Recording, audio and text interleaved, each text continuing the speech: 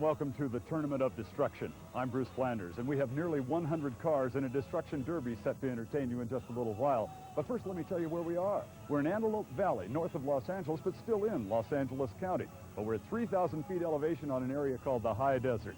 A fair is going on, the 51st annual, and the local people are quite proud of it. But right now, the grandstands are packed with fans. The Demons of Destruction are about to start Derby number 3. Remember, nearly anything goes. There are 25 cars assembled in a muddy area smaller than a football field, and they're preparing to destroy each other any way they can. The rules are simple. There's no intentional hitting on the driver's door. If all four wheels leave the track, or if your car stops for more than 2 minutes, you're out. The object is a $5,000 purse, but they're also in it just for the fun. These are not really professional drivers, and some of them are here for their very first time, while others come back year after year. This series consists of 4 elimination derbies. The first and second place winners will have their cars impounded after each event and will have 10 minutes at the conclusion of the 4th derby to get their cars ready for the final. Before the 3rd derby gets underway, let's look at some of the highlights from the first 2 events.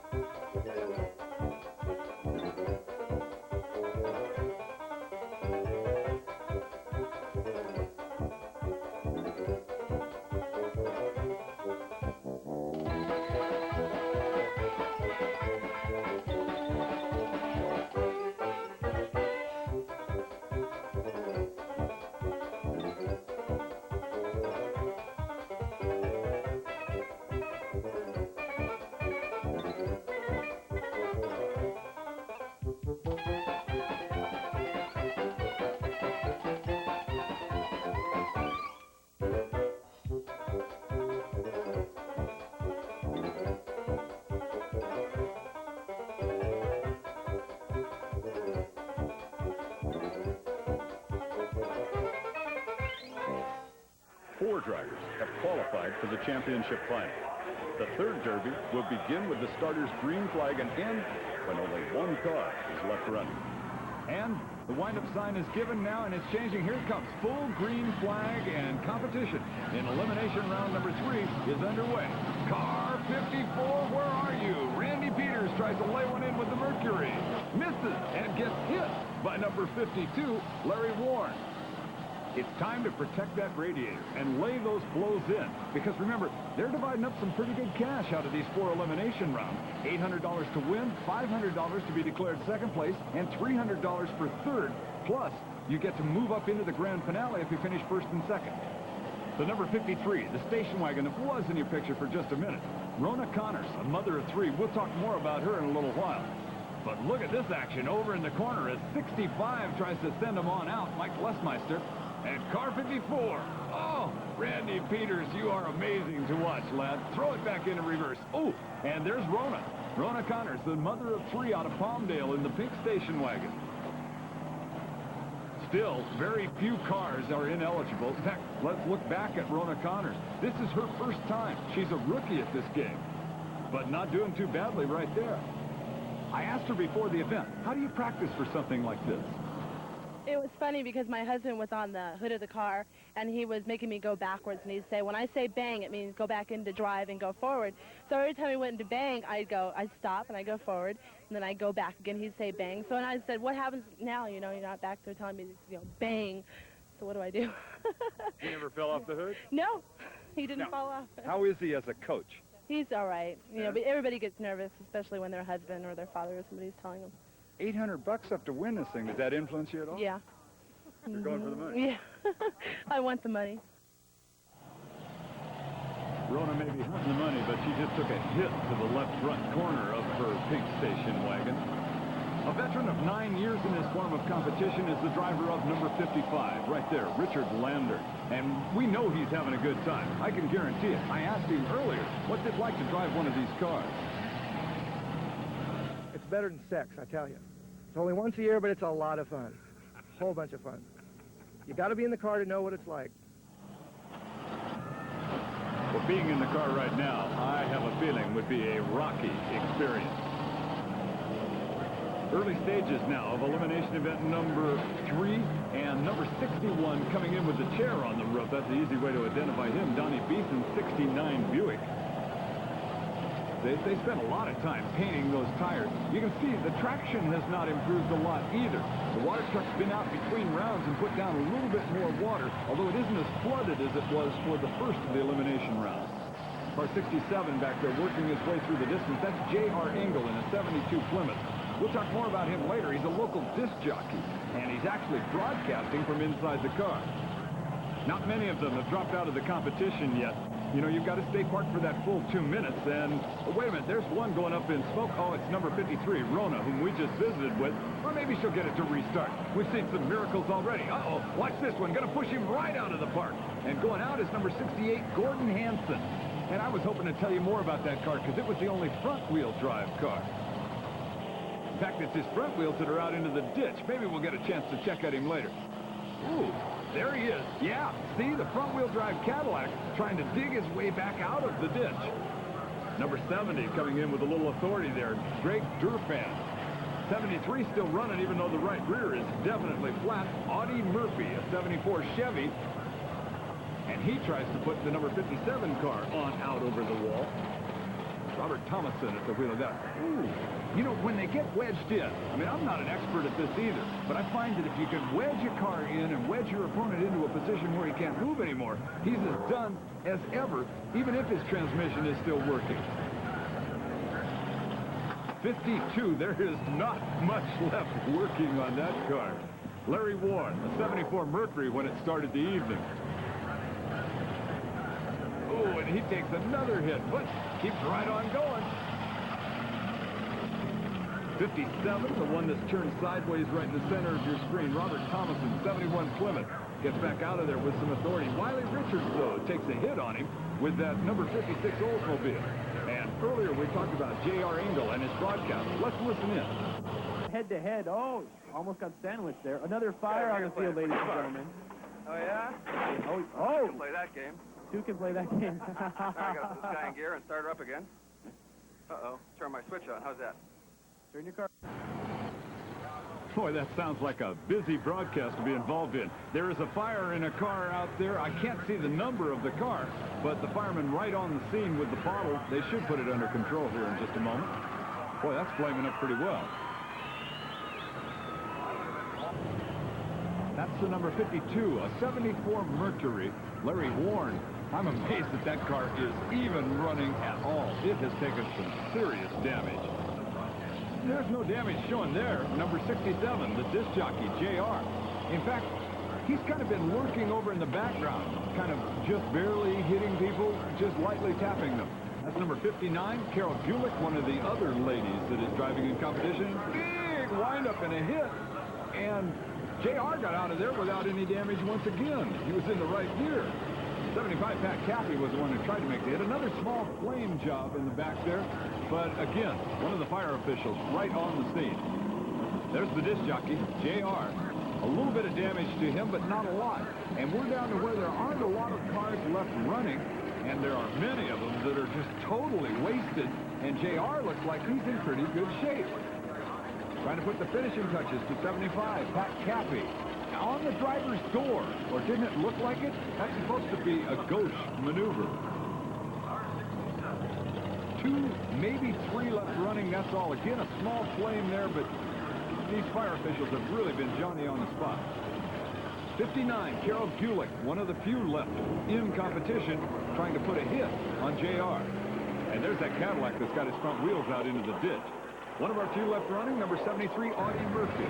That's a 74 Chevy. And here's JR. Ooh, front ends both. Audie Murphy and JR. And that might have left Audie Murphy done for the evening. I count 3 moving. We got to get with the officials and make sure which 3 are legal. 56, I think, is legally in this competition. That's Wiley Richards out of Palmdale. And I was going to say, there might be only 2 left moving after that hit, but number 58 continues on, Bob McCullough, a 68 Plymouth. Sure, it was the 68 Plymouth. You can tell, can't you? JR, one of the few left. Planting one more right there. You know, the crowd not loving this guy. They've been watching him through the whole competition, and they're not in love with the performance of the local disc jockey.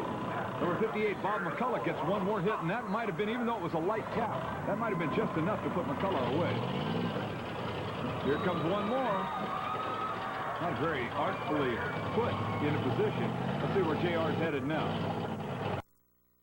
Once again, in a car that has been abandoned. Effectively, the driver was taken out of it a while ago when it caught on fire the first time. And now they're trying to keep it from being a real crispy critter. Wiley Richards in the white car putting a driving hit from his 75 Oldsmobile onto JR. And the crowd reacts favorably to that as once again there's a small fire. This one, event number 3, has had the most fire. Here comes JR against Wiley Richards in what may be the telling blow. That might have been the payoff blow to end this, because JR looks like the only car running. Yes, they have given him the checkered flag. And check this out. The crowd is not in love with it. Once again, first and second place car will be impounded. Number 56, Wiley Richards, and number 67, J.R. Ingalls' car will both get the opportunity to come back in the finale. Now, the interesting part is that JR's car is in pretty good shape. I think he's got one flat tire, but for a survivor of this event, he's doing well.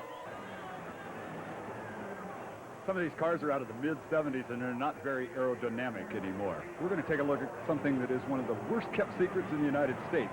Aerodynamic? Let's go look at Sault Ste. Marie inspecting Stealth. Thanks, Bruce. Back in 1938, when the fair began, most of the high desert was agricultural. The aerospace industry changed all that. Just 5 miles from the fairground is Air Force Plant 42. That's where most of America's advanced aircraft and spacecraft are built. Let's go take a look. Until recently, America's #1 top-secret defense project was the advanced technology bomber known as the B-2. Air Force Plant 42 is where they put it all together. This is by far the most expensive aircraft ever built. By the time it's underway, the taxpayers will have forked out an estimated total of $43.8 billion. What makes this program so incredibly expensive? Well, for starters, before anything could be constructed, all sorts of new technologies had to be put into place. You see, the B-2 design was so futuristic that it demanded computerized software and equipment that hadn't been invented yet.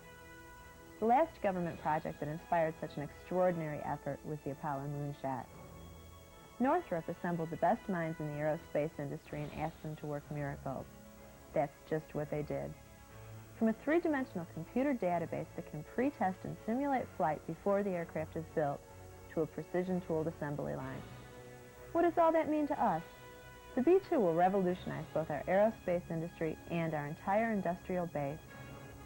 The successful first flight of the B-2 was witnessed by people around the world and those employees at Northrop who made it happen.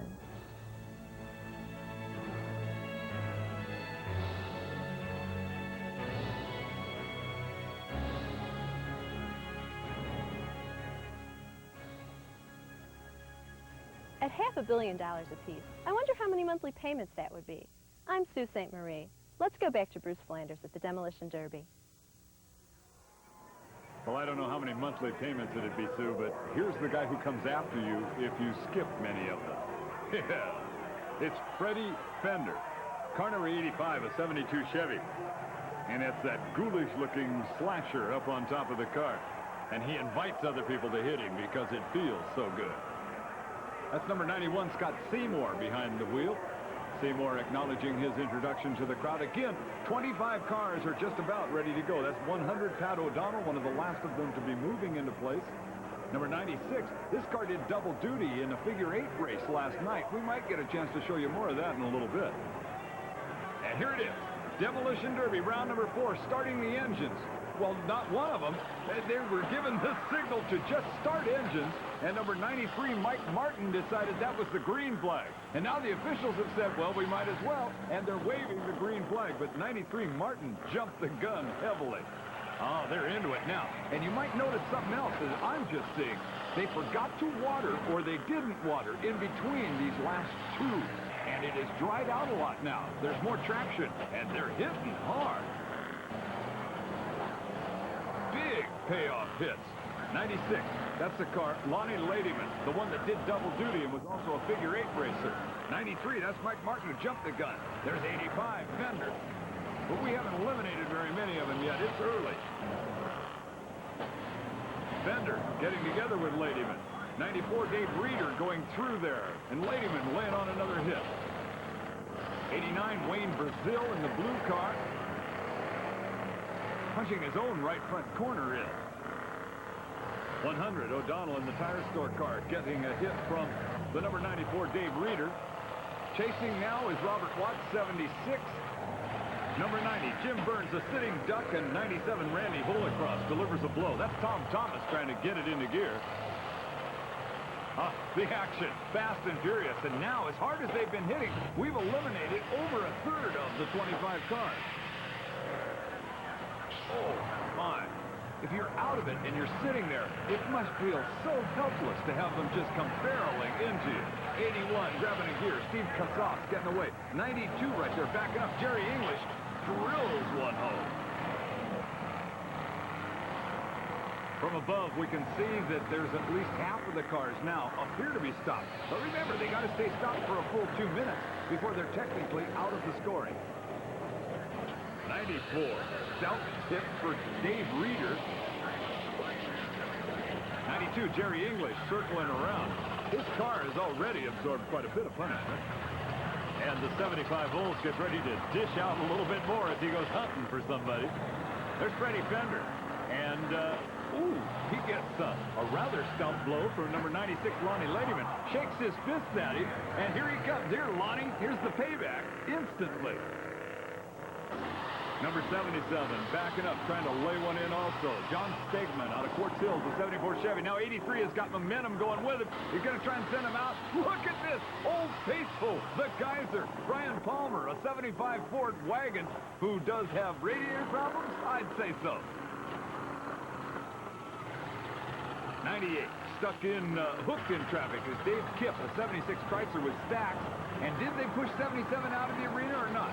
They're still trying, but he's fighting his way back. 77, Stegman gets back into the arena and stays eligible. Wow, I'm amazed. There, another big hit. 91, Scott Seymour, a 70 Chrysler. I think this guy wants out. He says, can I get out of here? I have had it. Hooked to him right now is the number 96, Lonnie Ladyman. Before the event, I asked Ladyman if he had any friends in the grandstand. Yeah, we bought about $300 worth of tickets, and so I got quite a bit of crowd out here tonight myself. What are you going to do? Give me your strategy now. The flag turns green, and what happens? I'm taking no prisoners. I found that a refreshing attitude to have, Lonnie Ladyman. Meanwhile, driving in down below is 91, Scott Seymour, the 70 Chrysler, hooking to 92, Jerry English. And right there, they're going by Lonnie Ladyman, who looks like he's being held prisoner right now as he's hooked up with apparently no horsepower. 81, Steve Kassoff, still an eligible contender, but we'd be smoking heavily there.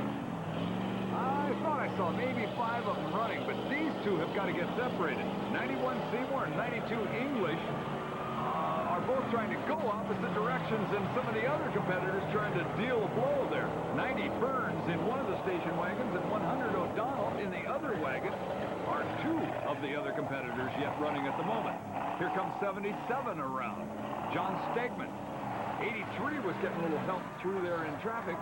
Roger Riddell, and off into the ditch is 100, Pat O'Donnell. He's not getting out of there. Oh, what a hit! The crowd loved that hit. 91, Seymour, belts one home. 77 and 81, big miss right there. Oh, and Freddie Fender got a hit. Now he's talking to a Fender. Look at how much shorter the hood is on that car. Put it into reverse. Do the damage. 78 taking a lick is James Danton. 85 there, circling in front of you. Freddie Fender with the 72 Chevy just skins by one. 83. That was a hit to the driver's door. That's the one that they don't like to do. Roger Riddell taking the hit. Fender. Is he going to get it to run once again? The nightmare of Division Street, shaking his fist out. He's been working the crowd, working even the other drivers that are parked, and somehow that car continues to run. Into the weeds you go. Be done with you now. 77 went off into the weeds. John Stegman. Oh, and that's a rather stout fire. He's got his helmet off, and he's decided we're getting out of this deal. Meanwhile, the fire extinguisher on the scene. That's been one busy fireman that we've seen working several times. Freddie Fender. Powered by me, it says on the side. And I bet the power steering working quite... Look at that steering wheel spinning around in there. Can't be connected anymore to Tyrod. Well, who's left running? I see 91 moving. Seymour. He puts a telling blow, possibly on 85. The 85 car has absorbed so much damage. Look at that steering wheel just spinning around. Coming in and hitting him was 87. And look out, coming from the other angle now is Seymour once again. Oh, that had to do it. That's got to be the end for Freddie Fender. So still possibly running, our 91 Seymour. Moving away from the incident is 87 Tom Thomas. So far, though, Seymour has... There he goes. Pulling away now. So the 91 car is running. Whether or not Freddie Fender can run, I'm doubting it. I just can't believe it. Well, it moved. It moved, so hang on. His 2 minutes is still running. Seymour's running. Someone that has stopped is the number 87 car, Tom Thomas, the blue car up in the right of your picture, who just left that last incident. And Freddie rolls. The crowd goes crazy, and once again, Seymour puts in another hit. Because the 87 car, Thomas, is parked, and they figure he's out of the action. Seymour, once again, on Freddie Fender. And the crowd here at the Antelope Valley Fairgrounds is just pumped about this. It's got to be it, right? I mean, this has got to be all that Freddie's car can take, Freddie up on the roof can take, anybody can take. And number 91 comes back one more time. All right, 91, Seymour, the 70 Chrysler. Wait, who's that? That's 94, and he just fired up. Dave Reeder in the number 94 car. The officials have told me that Reeder has been sitting now for much longer than his 2 minutes, and technically he is disqualified. But who's going to run out there and tell him? And did you hear that crowd? Yeah, Fender is rolling once again. He can't steer it. He can't point it anywhere, but technically he's still moving.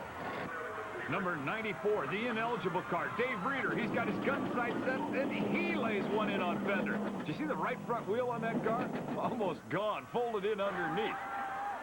It appears as though the judges have declared this one an over and declared a winner. And that winner is number 91, Scott Seymour, which the crowd enjoys. But the part that they are now enjoying even more is that number 85, Freddie Fender, has been decided as the second-place driver. Look at this. Fender working the crowd. He's enjoying it. I don't think he's going to have an awful lot to contribute, though, when we come back to the finale.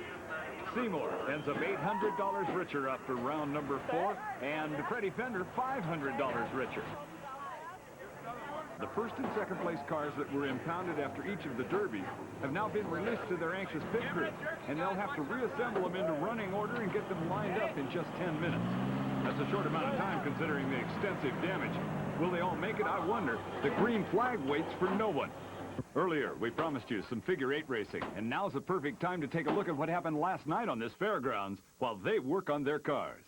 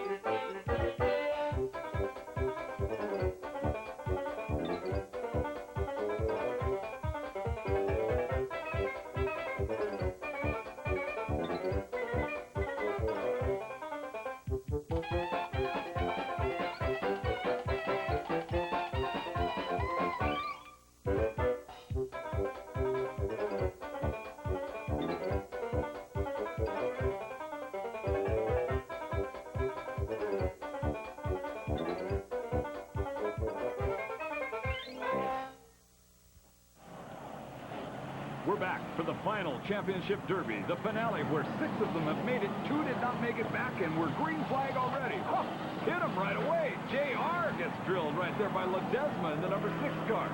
Here comes number 49, Dick Sanders, in to put a telling blow. Now, there is a rule change in this finale that's different than we've been watching up until now.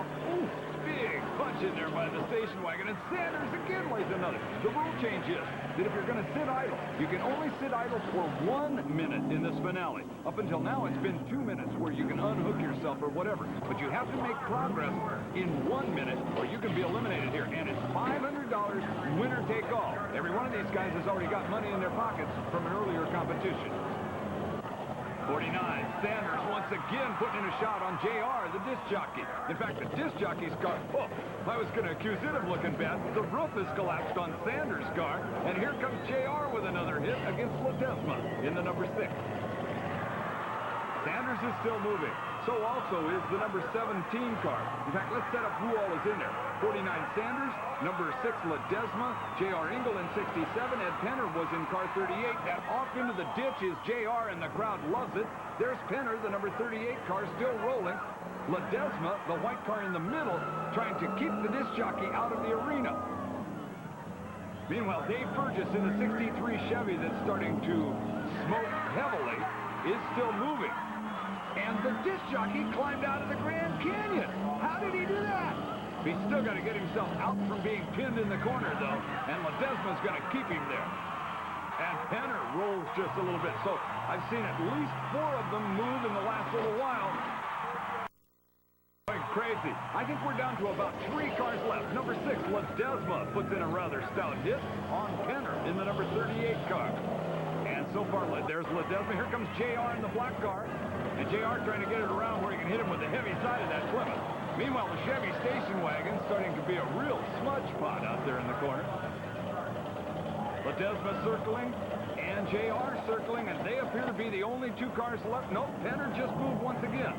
$500, but only 1 guy gets to even see it. Ledesma's white car circling, ever circling. And JR trying to get a shot at him. Here comes Penner now trying to figure out where they are. He's got to look around his trunk lid.